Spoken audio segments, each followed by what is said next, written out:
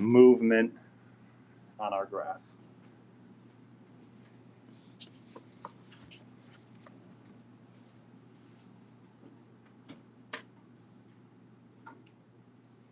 We did the warm-up. Our learning target, students will be able to perform a reflection.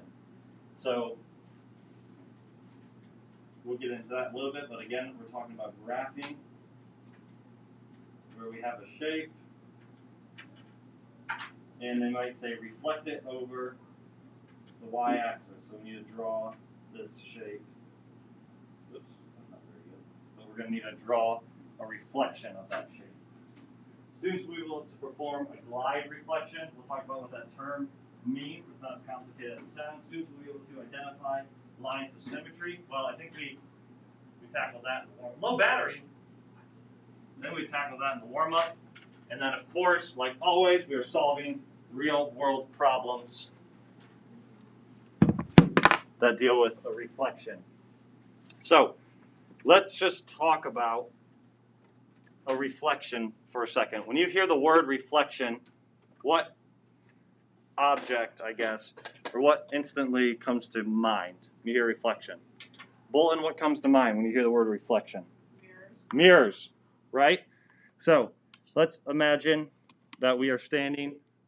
I really should get a mirror in this class. That would help. If we're standing in front of the mirror, okay, and we're looking at I'm standing in the mirror and looking at my jacket. This logo on my jacket, what is it going to look like in the mirror?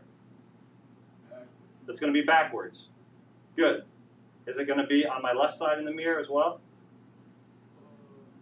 No, it'd be in the mirror. It'd be on the right side and be, wouldn't it? No. No, wait. What's up? Wait. Okay. Oh, dang it. I don't know. I'm not a meteorologist. Me either. Let's see. Oh, this is trippy. All right. Aren't cameras different than mirrors, though? Yeah. But it's still backwards. So it's backwards. That's the main point we wanted. It's backwards, right? What happens if you're standing in the mirror and say the mirror's right here? And what happens when I start if I take like 4 steps back? What happens to my image in the mirror? It takes 4 steps back, right? If I'm really close to it, then my image in the mirror is, the same as it is, like the same distance away. It's pretty large. But if I take a bunch of steps back, my image in the mirror shrinks. So depending how far away I am from that mirror will make a difference on how far away I look like I am in that mirror. Okay? Good job. And the same thing is going to be true when we're looking at these objects. If we have our line of symmetry, or our mirror line, say it's this one with the arrows, and we have a point that's really far away from it, well, when we reflect it, its reflection is going to be very far away from it. Just like if you were looking at your reflection in the mirror. The further away you are, the further away your reflection looks. So a reflection is a transformation. We talked about that big word transformation that uses a line like a mirror to reflect a figure. So think of a reflection just like you're looking in the mirror, just like this point is being reflected in a mirror. And here's an important term. The mirror line is called the line of reflection. So in this example, this line M right here, we would call this our mirror line because we're taking point P and we are mirroring it, or we are reflecting it over point M over here. So then that gives us point P prime.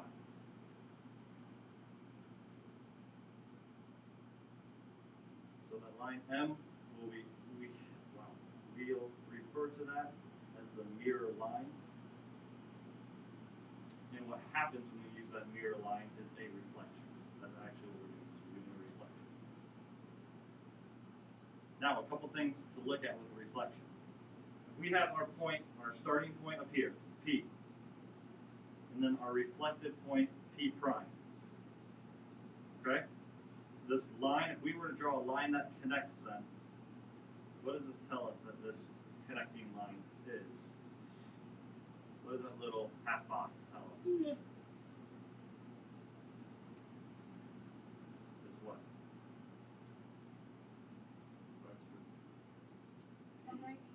A right angle. Thank you. Perpendicular, right? When we connect point P and point P prime, that means that they are perpendicular, or they come in at a right angle to our mirror line, or this line M. Okay? So if I give you another point over here, even without like measuring and things like that, we should kind of have an idea of where that's going to end up, because it has to create a right angle with that mirror line. Now the other thing that we should notice, that if we were to draw a line between point P and P prime, just like they did, not only would it come in at a right angle, but each side of that line would be the same. So the distance from point P to our mirror line is the same as the distance from point P prime to our mirror line. Right? Just like in a mirror. If I'm right up close to it, then I'm going to look like I'm right up close to it. If I'm way far away from it, then my image in the mirror is going to look like it is way far away from that mirror. So our starting point and then our reflected point, or P prime, will be the same distance from that mirror line right in the middle. Do we have questions on that so far? Or is that idea decent? One kind of side note here at this bottom image, if we have our mirror line and we're trying to reflect the point that's on it, then it's just in the same exact spot. So that won't happen very often. But if I give you this mirror line here, and then I give you a point that's already on it, and I say, all right, find the reflection of this point that's on it, well, its reflection is in the exact same spot. So that's kind of one of those trick questions or something that they like to throw at you sometimes. So let's look at an example. And this would be a good one to write down. Graph triangle ABC with the vertices 1, 3,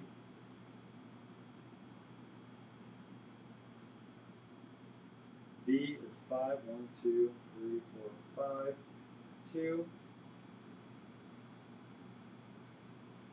And C is 2, 1. So we have a triangle.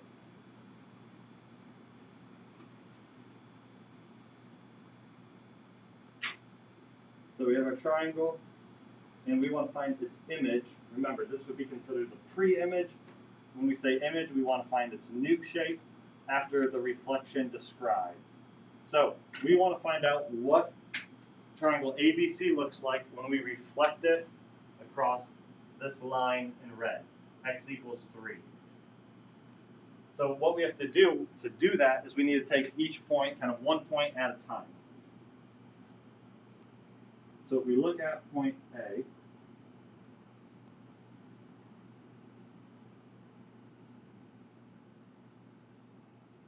we want to reflect it across this line, which would mean that it comes in to this line. That's not a very good sketch right there. It comes in to this line at a 90-degree angle.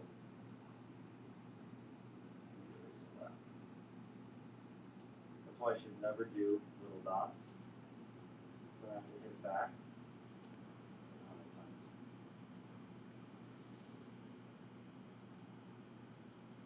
So that means it comes in at a 90-degree angle, so right with it. And it's the same distance from our red line to our new point. So it's only one spot away from our red line. So it's got to be right here for A prime.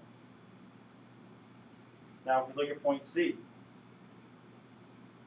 it needs to come in at a 90-degree angle to our reflected line, and then it is 1 unit away from our reflection line. So here's C prime, and then same thing with B, except this one's 2 units away.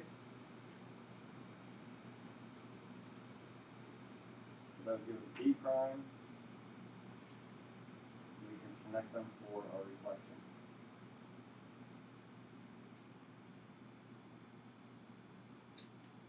On a scale of 1 to 10, 1 being completely, absolutely lost, 10 being I got this down, I can teach it, what do we think about that first example? Anastasia, where are we at? What? I like it. Emma? Yeah, I think Larissa? So it made more sense to me. yeah, and we'll look at more examples. I just want to know where we're at going into them. Sawyer? I know the rest on this one. Okay, that's fine. Here's another example. And this one maybe I should have looked at first because this one's just 2 points instead of a full triangle. So it's a little easier to see. Graph line segment FG with endpoints f of -1, 2. So we're right here. And G is 1, positive 2.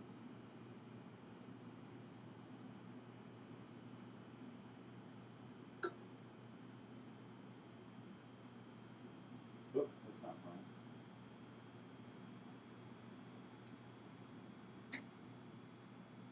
Now, if we are writing its reflection, remember it has to be the same. Well, if we back up, it says write its image after reflection over the line y equals x. So the line y equals x, you'll see a lot. It just means constant. Really, this should be right here. A constant slope of 1. It's just 1 all the way across. So that should really be, that's not a good line.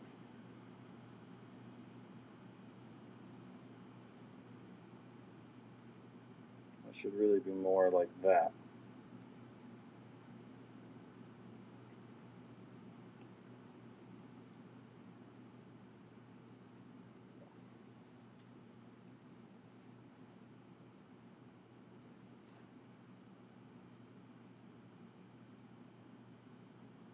Now, if we're reflecting, we know that has to be just across from this line. It's about 1 unit away. So here we are 1 unit away, and this looks like it could be about a 90-degree angle. So G is still 1 unit away. And F is coming in here. From this line, it's just a little bit away.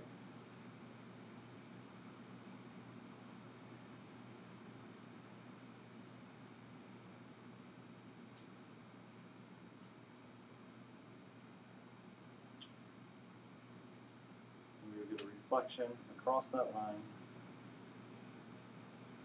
right over there. Now, with all of those, I was saying, look, I was kind of drawing a perpendicular line, and I was saying we can just kind of guess and we can count where things are at. Like I just kind of drew a line in here and said, yeah, that looks like 90 degrees. So you're probably thinking, how am I supposed to know for sure if I'm getting the right idea? Well, here is probably the most helpful thing that I can show you on reflections. Okay? These are all something, I know it might take a minute or two, but these are all something that we're going to want to have written down. You absolutely 100% are going to want this for the test, these points. So take like 2 minutes, get those down in your notes.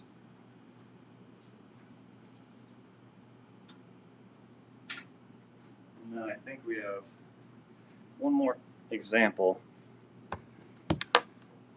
to look at. I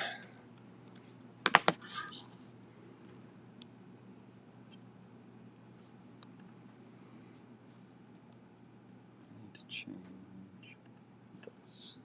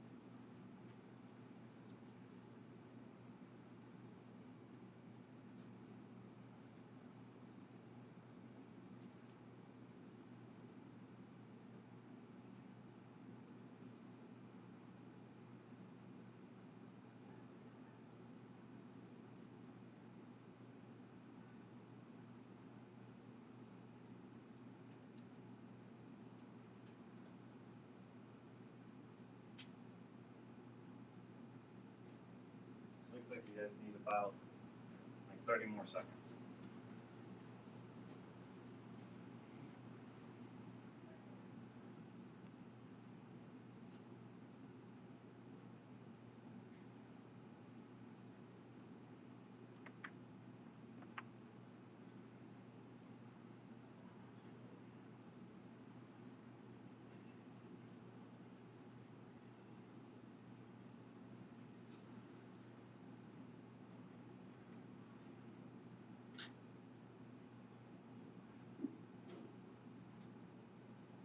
Good.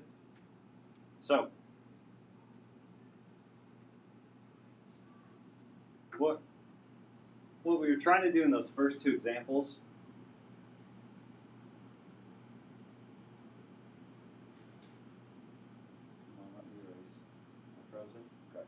in those first two examples, I know I didn't do an awesome job of it, but I just wanted you to visualize and kind of conceptually have an idea of what was happening with a reflection.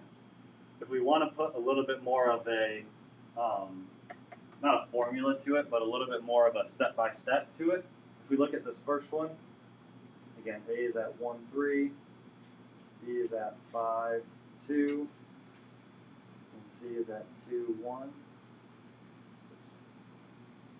There.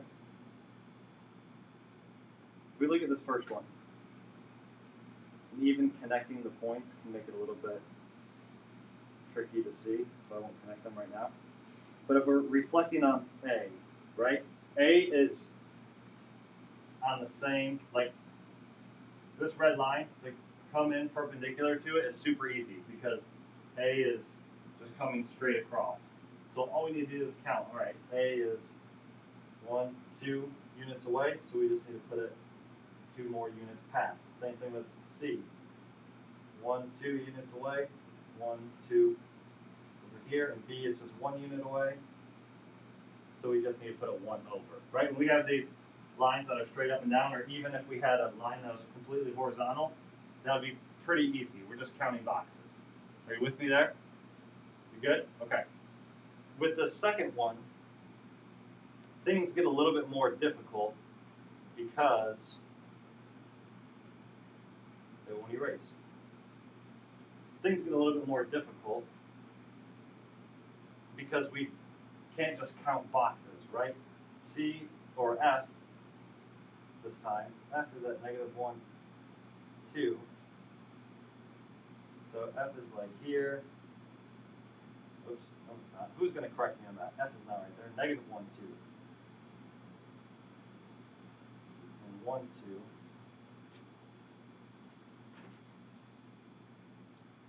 So things get a little bit more difficult because we can't just count boxes because things come in at an angle. So that makes it pretty tough, right? We can't just count how many boxes F is away from that line. So we can use the rules that you guys have there. So if you look at the rule about what happens when AB, or points, are reflected across y equals x, what does it tell you with those rules? When it's reflected across y equals x, what does it tell you? What that you wrote down?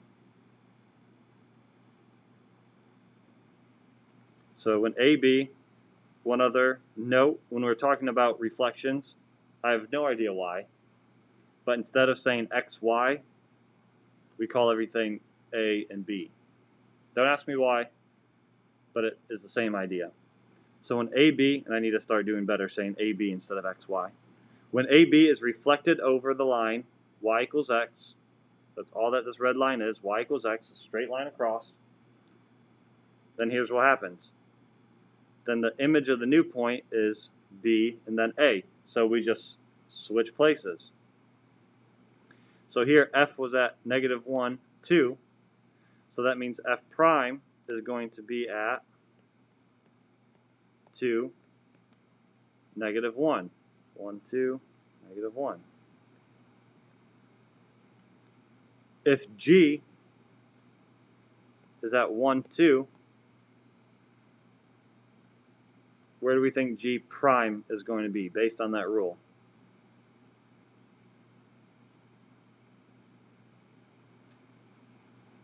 What do we think? Our rule said we're just switching A and B when it's reflected across this line.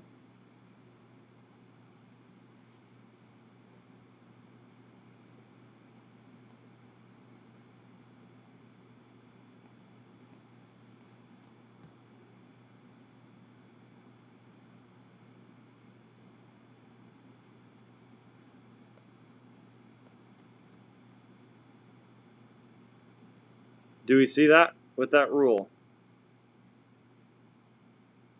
They told us, here are our 2 points right here, F and G. And we want to find out what happens when we reflect it across the line, y equals x. So this red line without the arrows that goes all the way across, sorry, I know that makes it a little more confusing, but we want to reflect it across that line, saying if we were looking at F and G in a mirror, this is what it would look like. The rule, or we called it a core concept that we looked at, is that when we are reflecting across the line y equals x, then all we need to do, like mathematically, is switch around. If this is our A and this is our B, to find our new points, we just need to switch places. So that's all that we did here, is just switch places, and that gave us our reflection. I don't know why this is being so glitchy today. All right, one more term. Well, kind of. Postulate 4.2, a reflection is a rigid motion. Who can remind me what a rigid motion is from yesterday?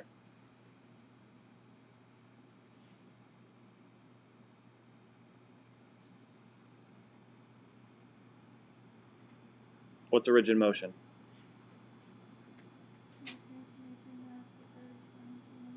Right, a rigid motion is when a transformation, so we're moving a shape, but the length of the sides and the angles don't change. So all it's saying is that when we reflect something, the length of the sides, and if we're reflecting like a triangle, the angles don't change, so they stay the same. That's all that we're talking about. Last term, then we're going to get to work. A glide reflection is a transformation involving a translation. So a glide reflection is when we first do a translation, so we move something. Like you can see, we took PQ in the blue, we just moved it up.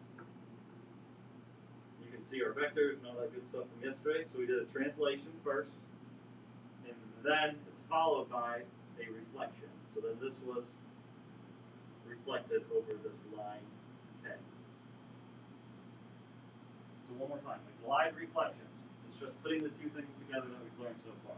A glide reflection is first a translation, second a reflection. So just a combination of those two things.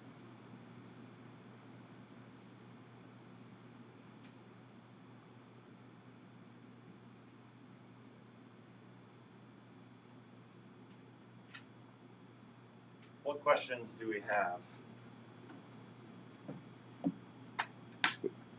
Reflections, the big thing with reflections is just getting some practice at it and getting used to what a reflection should look like, and really just taking some time to graph them.